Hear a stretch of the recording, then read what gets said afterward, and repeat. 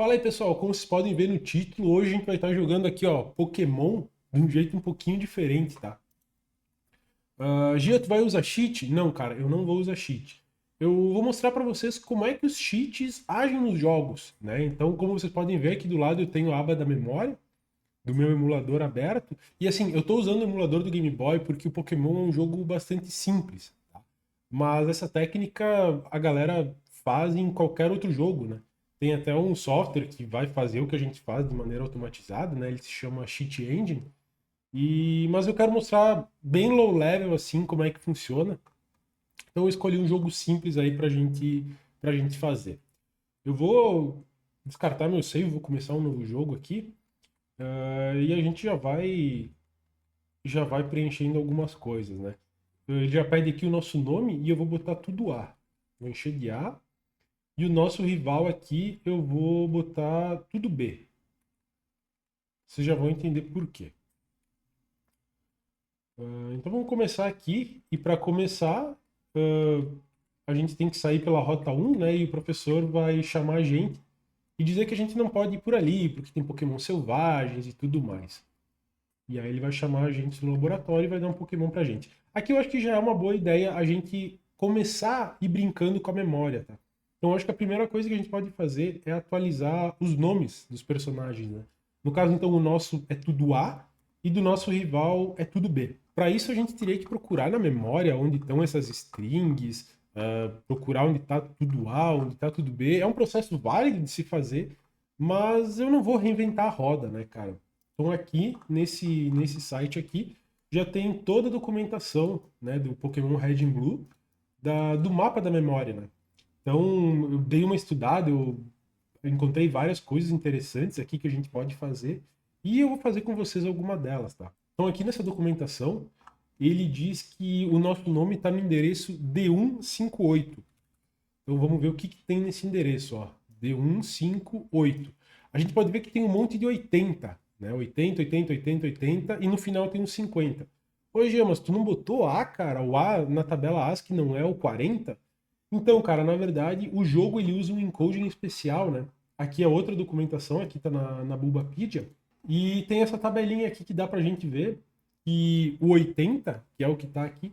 Ah, aqui eu já vou pedir desculpa porque isso aqui eu não tenho como aumentar. Então, se tu não tá enxergando, cara, vou te pedir a gentileza de botar em tela cheia aí pra poder acompanhar. Mas aqui a gente pode ver que o 80 é o caractere A, que condiz com o que a gente botou lá. Então eu vou botar o meu nome, né? Eu vou substituir esses valores aqui pelo meu nome. Então, o que eu preciso fazer aqui é só mapear o meu nome nessas letras do encoding do jogo, né? Então, o G, por exemplo, vai ser o 86, o I minúsculo vai ser o A8, o A vai ser o A0 e assim por diante, né? Então, eu vou escrever aqui Gian rapidinho. E a documentação lá na área na documentação da memória, ele diz que se o nome não tiver os 7 caracteres, tem que preencher tudo com 50. E pelo que diz aqui, é um caractere de controle, né? Então vamos preencher aqui com 50 também.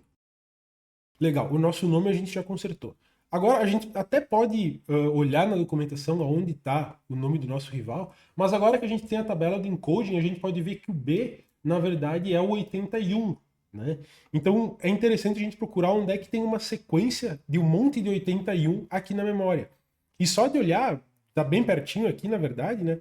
A gente pode ver que está aqui, ó, 81, 81, 81 e 50, que é o caractere de terminação. Então eu vou fazer o mesmo processo, vou escrever aqui, vou chamar ele de rival. Então o R é o 91, o I minúsculo é o A8 e assim por diante. Eu vou escrever aqui e a gente já volta.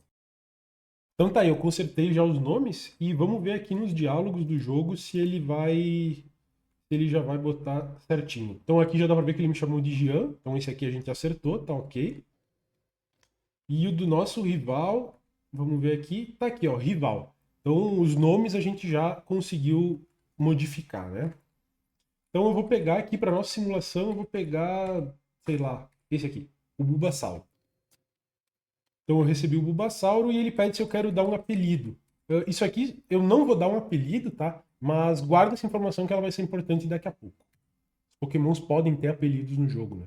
E o nosso rival, ele pega um Pokémon aí que tem vantagem sobre o nosso.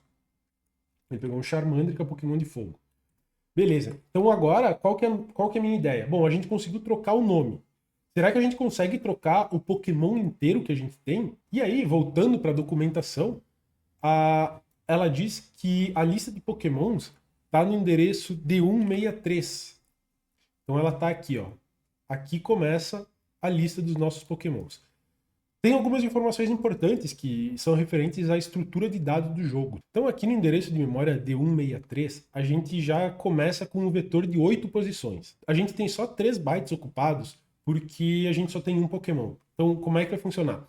O primeiro byte do vetor vai identificar a quantidade de Pokémons que a gente carrega conosco. Os próximos bytes vão ser os números de identificação do Pokémon, que a gente pode conferir nessa lista aqui, ó. Então se a gente for lá no 99, a gente pode ver que o número 99 é um Bulbasaur, que bate com o Pokémon que a gente escolheu. E logo depois a gente tem o FF, que é o caractere de terminação da lista. Então, assumindo que a gente pode carregar até 6 Pokémons, esse byte aqui vai ser fixo, vai ser a quantidade. E aí, 1, 2, 3, 4, 5, 6 são os Pokémons que a gente pode carregar. E no final tem um byte reservado para caso a gente encha com os 6 Pokémons, ter o byte de terminação do vetor. Aí, logo depois, em sequência, a gente já tem mais um 99, que é o identificador do Bulbasaur. E aí, os próximos bytes aqui vão ser os atributos do nosso Pokémon, tá? Então, eu separei aqui, eu já botei eles aqui no nosso bloco de notas para a gente analisar e eu já botei também o que cada um significa. Então, o 99 é a espécie, né? Ele identifica qual Pokémon a gente está carregando. Depois ele vai ter o Current HP, que seria a vida do nosso Pokémon. O level, que pela documentação o jogo não se importa com o que tem nesse byte. A condição, ou seja, se ele está dormindo, se ele está paralisado, envenenado, enfim. Os tipos do nosso Pokémon. O item que ele está carregando, nesse caso o 2D é um item especial, que é um item nada. Então ele não tá carregando nenhum item. Aqui os moves são os ataques que o nosso Pokémon ele aprende, né? Então aqui no caso dá para ver que ele tem 2, né? E bate com o que está aqui. Trainer ID, essa informação eu peguei de um save anterior, tá? Então eu vou ter que verificar qual vai ser o meu Trainer ID aqui. Ele é o 3130. Então já vamos corrigir aqui, ó, 3130. Legal. É a identificação de quem é o treinador desse Pokémon. Os pontos de experiência, né, são os pontos que o Pokémon vai ganhando durante o jogo. Os dados da experiência, né, então cada batalha que tu ganha te dá um tipo de experiência diferente, né, e cada um desses, se a gente perceber, são 2 bytes, né, para cada um, aqui são 10 bytes, então para cada dupla de bytes, referencia o HP, o ataque, a defesa, a velocidade e o ataque especial. Aqui esse IV data é como se fosse uma seed para gerar os atributos do Pokémon, né? Então ataque, defesa, especial, velocidade, enfim, e HP. Aqui a quantidade de PPs, né, que é quantas vezes o Pokémon pode usar esse ataque. Aqui sim, o level, tá? O jogo usa esse byte aqui ao invés desse. E depois os atributos de HP, ataque, defesa, velocidade especial. E lembra que antes eu falei que a gente podia dar um apelido para o Pokémon?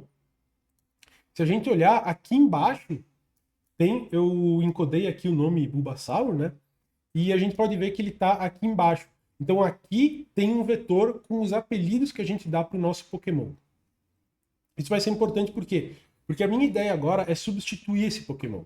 Então o que eu fiz? Eu criei uma aplicaçãozinha aqui que ela não tem aleatoriedade nenhuma, então ela acabou gerando ataque, defesa e velocidade tudo igual. Mas, conforme eu vou variando de Pokémon, ele vai me dando as informações, né, que eu tenho que colocar para criar um Pokémon, né.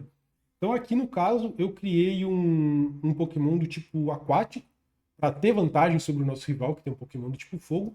Eu criei um Sidra e botei, e aqui eu posso escolher o nível, né, e daí ele vai recalcular todas esses atributos. Eu escolhi um Sidra no level 50, né.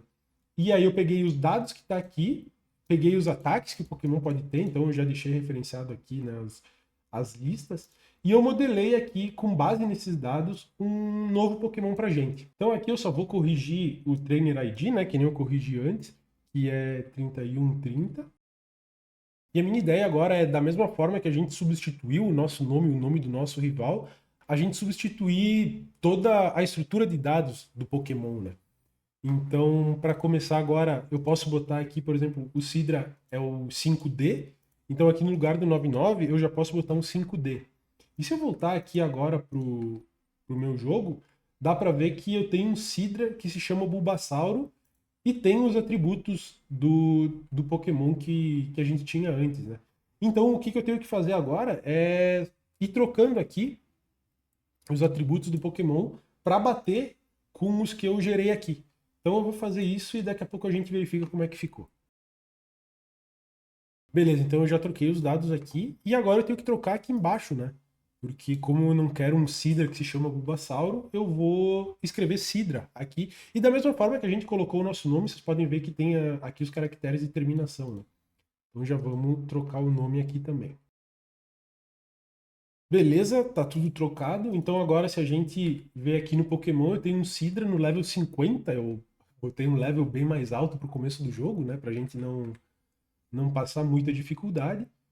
Tá com o meu nome como treinador, tipo água, tem todos os status aqui referentes ao que foi calculado lá e os ataques que eu escolhi para ele, né?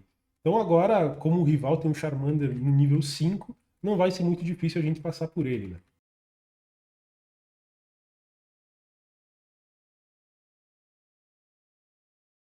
Então aqui agora eu só vou continuar a gameplay até a gente pegar a nossa Pokédex para mostrar uma inconsistência que a gente gerou com isso. Então aqui agora eu estou entregando o pacote para o professor, né?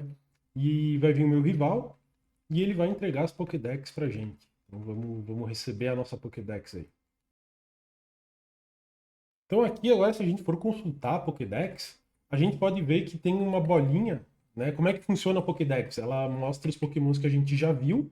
Então tem o Bulbasauro, o Charmander, que é o Pokémon do nosso rival, e um Pidgey que a gente encontrou ali na Rota 1, né? Só que a gente tem uma bolinha aqui, uma Pokébola no Bulbasauro, significando que a gente tem o Pokémon Bulbasauro. Só que a gente não tem mais o Bulbasauro, a gente trocou por um Sidra. A Pokédex usa uma estrutura de dados um pouquinho diferente, tá?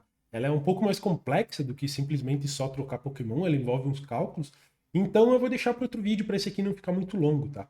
Então se tu quer que a gente analise também o registro da Pokédex, como é que funciona esse mecanismo, que ele é um pouco diferente, envolve os cálculos um pouco mais elaborados, comenta aqui embaixo que a gente faz outro vídeo. Então, valeu, até mais!